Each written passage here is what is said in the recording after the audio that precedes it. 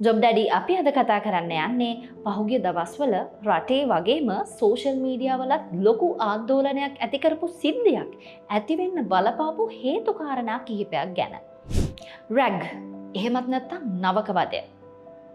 විශ්වවිද්‍යාල පද්ධතිය ඇතුලේ අඩු වැඩි වශයෙන් කතා කරන මාතෘකාවක් තමයි මේ නවක වදය කියලා කියන්නේ.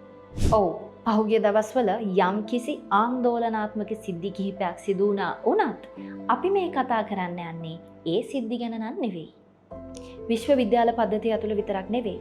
නිවසින් පටන් ගත්තාම පාසලේ තම ආයතනයේ වගේ හැම තැනකම මේ විදිහට වද හිංසා සිද්ධ වෙන්න පුළුවන්. කෙනෙක්ට වද හිංසා කරන එක නැත්නම් බුලි කරන එක කායික මානසික සහ වාචික කියන ඕනම විදිහකට සිද්ධ වෙන්න පුළුවන්. තව කෙනෙක්ව මේ විදිහට වද හිංසාවට ලක් කරන එක එහෙමත් නැත්නම් බුලි කරන එක ඒ කෙනාට නරකක් එහෙමත් නැත්නම් හානියක් කියලා නොතේරෙන එක සමහර විට මානසික අක්‍රමිකතාවයක් වෙන්න පුළුවන්. ජොබ් ඩැඩි අපි මේ කතා කරන්න යන්නේ ඒ විදිහට ඇති වෙන්න පුළුවන් මානසික අක්‍රමිකතා කිහිපයක් ගැන. පළවෙනි එක තමයි narcissistic personality disorder. එහෙමත් නැත්නම් NPD. narcissistic personality disorder එකේදී වෙන්නේ මම තමයි පොර, මම තමයි උසස් කියලා හිතන එක. ඒ කෙනා හිතනවා ඔයාලගෙන් මම වැඳුම් පිදුම් ලබන්න ඕනේ. මට ඕනේ ඔයාලව පාලනය කරන්න. මගේ වදහිංසා ඔයා කොහොම හරි ඉවසගෙන ඉන්න ඕනේ. මගේ බලහත්කාරකම් ලැජ්ජා කිරීම ඔයා ඉවසගෙන ඉන්න ඕනේ. එතකොට තමයි මට මම පොරක් කියලා දැනෙන්නේ. මෙන්න මේ විදිහට තමයි මේ ඩිසෝඩර් එක තියෙන කෙනා හිතන්නේ. දෙවැනි එක තමයි post traumatic stress disorder.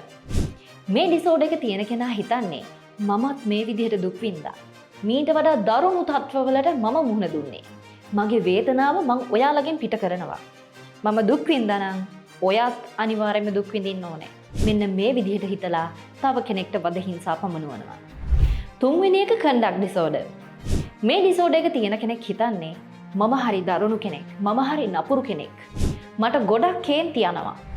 මගේ කේන්තිය ඔයාලා දරා ගන්න ඕනේ. මම ඔයාලට ගැහුවත් බැන්නත් ඔයා එක ඉවසන්න ඕනේ. සරලවම කියනවා නම් ඔයා මට බය වෙලා ඉන්න ඕනේ. හතරවෙනි ඩිසෝඩර් එක තමයි sadistic personality disorder. මේ ඩිසෝඩර් එකේදී වෙන්නේ මේකයි.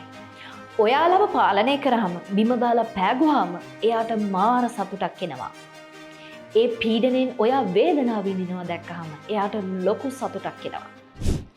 අනිත් එක තමයි inferiority complex. මෙතනදී ආ හිතන්නේ ඒ කාලේ මාව කවුරුත් ගණන් ගත්තේ නෑ.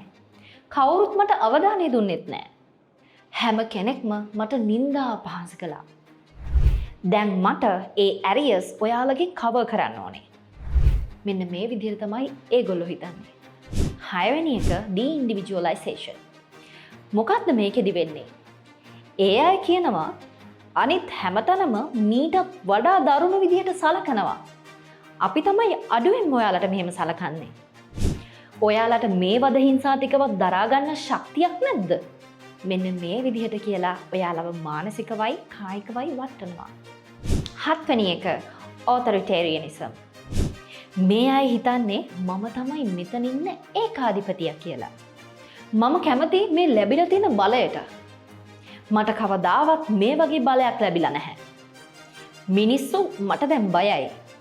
මාත් බය කරගෙන ඉන්න ඕනේ ඔයාලව.